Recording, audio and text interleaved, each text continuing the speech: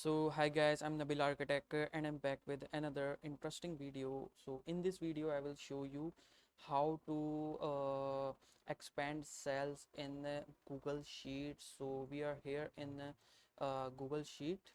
So if you want to expand this row and this column, you click here and expand cells or also row. Okay, like this.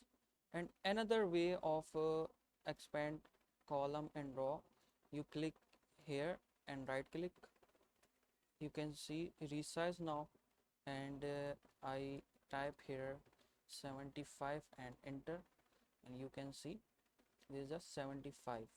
And also you expand column like this, I type here 150 and enter, and you can see this is expand column and rows. Okay, you also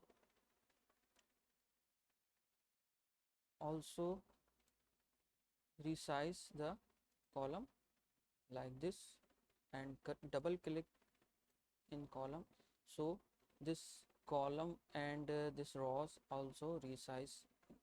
So how you this expand cells in the Google Sheet. So keep supporting, subscribe my channel.